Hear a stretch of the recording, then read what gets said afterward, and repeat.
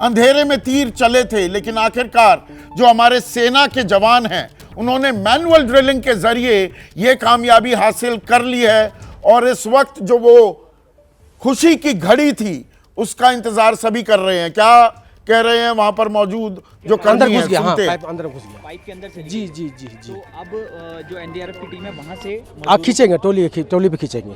अच्छा जी। तो पहला मजदूर आपके हिसाब से अगले कितने मिनटों में बाहर आ जाएगा? बस 15 से 20 मिनट में चालू हो जाएगा आना निकलने। अच्छा जी। और कितना लगभग समय लगेगा? आप अंदर पूरा सर गणित लगा कर आए हैं? 40 से 41 आदमी हैं, लग जाएंगे, आधा घंटा निकालने में लग जाएंगे कम से कम। जी।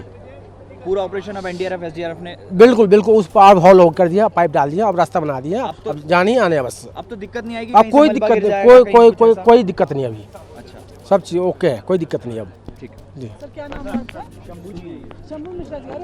पर अहम जानकारी जो मिल रही है और जितना मैं समझ पाया हूं, मैनुअल ड्रिलिंग के जरिए एक पाइप इंसर्ट कर दी गई है और उस पाइप में अब ट्रॉली के जरिए दिबांग इन मजदूरों को निकाला जाएगा। सीधे ट्रॉली अंदर जाएगी, उसे उसमें एक मजदूर को बिठाया जाएगा या ज़्यादा बड़ी है, हो सकता है 2 भी, और उन्हें फिर बाहर खींच लिया जाएगा।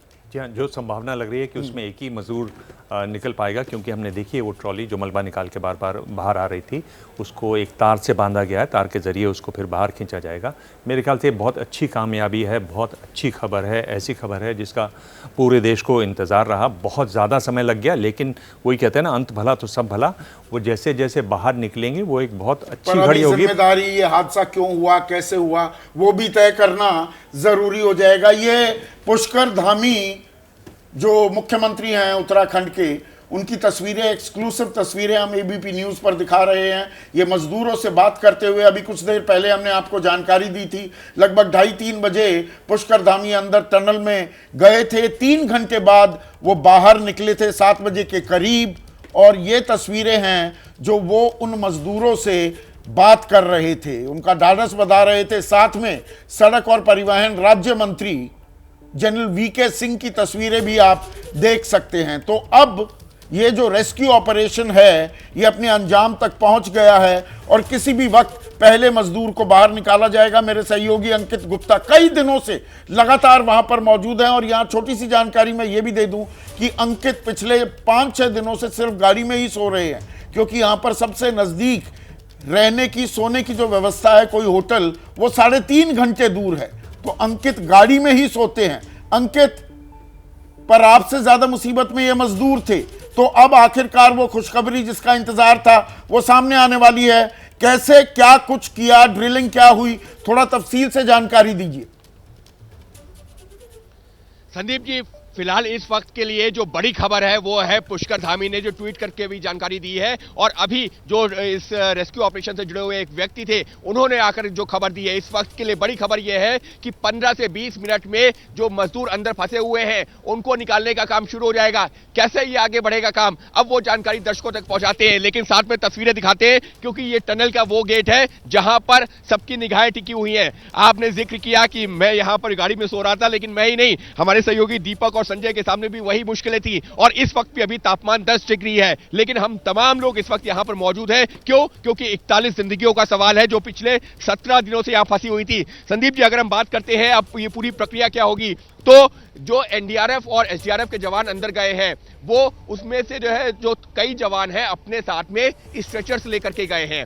वो स्ट्रेचर्स जिनमें जो है एक छोर पे रस्सी बंधी है, और जब ये मजदूरों के पास पहुंच गए हैं एनडीआरएफ और एसडीआरएफ के जवान, अब एक एक करके मजदूरों से पहले उनसे बातचीत करेंगे और देखेंगे कि किसी को अर्जेंसी, मतलब ऐसी तो जरूरत नहीं है कि उसको सबसे पहले निकालना है, और वो उनका वहां पर चेकअप होगा, उनका ऑक्सीजन चेकअप होगा, उनका जो है पल्स रेट, उनका जो है हार्ट का चेकअप होगा, और मानसिक स्थिति क्या है, ये तमाम पैरामीटर्स चेक करके एक एक करके मजदूरों को निकाला जाएगा। कैसे निकाला जाएगा? जो स्ट्रेचर्स हैं, जो कि टनल के अंदर, जो रेस्क्यू टनल बनाई गई है उसके अंदर स्ट्रेचर्स रखे होंगे, और वो मजदूर एक एक करके उस पर लिटाए जाएंगे, और दूसरे छोर पर जो स्ट्रेचर्स का दूसरा जो है रस्सी का छोर होगा उससे खींचा जाएगा। तो एक बार में एक मजदूर निकलेगा, और इसी वजह से कहा जा रहा है कि ये जो मजदूरों को निकालने की प्रक्रिया होगी ये करीबन 1.5 घंटे के आसपास का वक्त ले सकती है। क्यों? क्योंकि उसकी वजह यह है कि एक बार में जब एक मजदूर निकलेगा उस पूरी प्रक्रिया में 2 से 3 मिनट का वक्त लगेगा, और इसी वजह से कहा जा रहा है कि अब ये सबसे क्रूशियल वक्त है और ये वो वक्त है जब जो मजदूर हैं पिछले 422 घंटे से अंदर फंसे हुए थे, अब वो बाहर निकलना होंगे शुरू। जी, यहाँ पर संजय त्रिपाठी मेरे सहयोगी और दीपक रावत वो भी लगातार जुड़े हुए हैं। संजय, जो अभी जानकारी अंकित दे रहे थे, आप जिस जगह पर खड़े हैं, पहले मजदूर को कब निकाला जाएगा इसकी कुछ जानकारी मिल पाई? और ये जो पाइप जो डाली गई है जिसमें स्ट्रेचर अब खींचे जाएंगे, ये दरअसल कितनी लंबी है?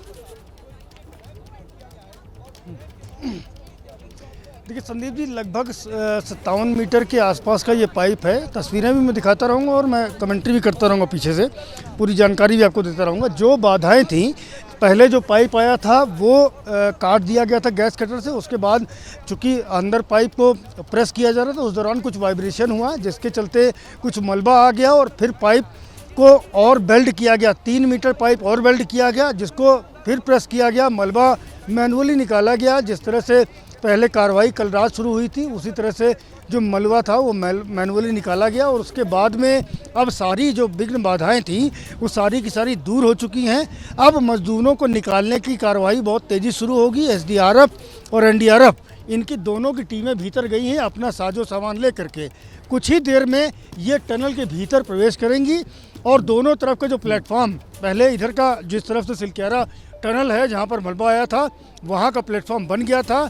एग्जिट जहाँ पर ये मजदूर फंसे हुए हैं, उस तरफ के प्लेटफॉर्म को बनाने में दिक्कत आ रही थी, लेकिन वो भी बन चुका है। यहाँ पर संजय एक चीज साफ कीजिए। यहाँ दिबांग भी बैठे हैं मेरे साथ और उनका बड़ा जायज सवाल है कि जो ये अब पाइप जो अंदर गई है और स्ट्रेचर भेजे जाएंगे, एनडीआरएफ एसडीआरएफ के जवान दूसरी तरफ जहां मजदूर फंसे हुए हैं वहां तक पहुंच गए हैं। वहां पर अब कुछ एनडीआरएफ एसडीआरएफ के जवान मौजूद हैं क्या?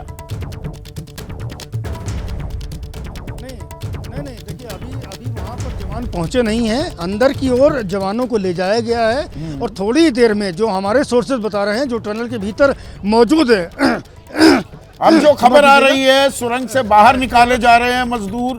जो जानकारी अभी संजय त्रिपाठी दे रहे थे, जो स्ट्रेचर्स हैं, स्ट्रेचर्स के जरिए एनडीआरएफ एसडीआरएफ के जवान भी अब वहां पहुंच गए हैं और अंदर जो 41 मजदूर फंसे हुए हैं उनमें नीड बेस्ड रेस्क्यू ऑपरेशन होगा कि सबसे ज्यादा जरूरत किसकी महसूस की जा रही है, कौन ज्यादा थका हुआ है, ऑक्सीजन लेवल्स किसके ज्यादा नासाज दिखाई दे रहे हैं, तो उनको प्रायोरिटी, उनको प्राथमिकता दी जाएगी।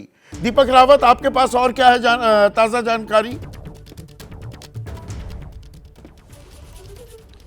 संदीप जी, तक बड़ी जानकारी तो यह है कि जो हरपाल सिंह जो इसकी रेस्क्यू टीम से जुड़े हुए हैं, जो लगातार जो ऑपरेशन चल रहा था इसमें सबसे अहम योगदान उनका भी रहा है। उनकी तरफ से एक जानकारी अभी भी सामने आई है कि 8 बजे का वक्त होगा जब पहला मजदूर इस पाइपलाइन से बाहर आएगा, यानी कि 8 बजे के आसपास आपको पहली बड़ी कामयाबी मिलेगी। तो बड़ी बात उन्होंने कह दी है। और उसके बाद की दूसरी तैयारी मैं आपको दिखा देता हूँ संदीप जी। ये वो अस्पताल है चिन्याली सौड़ का, जहाँ पर इन तमाम लोगों को एम्बुलेंस में बिठाकर यहाँ लाया जाएगा। तो इसी अस्पताल में इनको करीबन 72 घंटे के ऑब्जर्वेशन में रखा जाएगा, इसलिए इसकी तैयारी भी कुछ इसी तरीके से की गई है।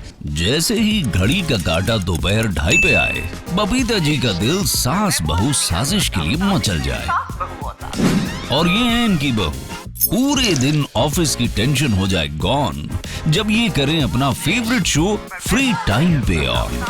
इनकी तरह आप भी देखिए अपना फेवरेट शो अपने टाइम पर और डाउनलोड कीजिए एबीपी लाइव ऐप अपने स्मार्ट टीवी पर।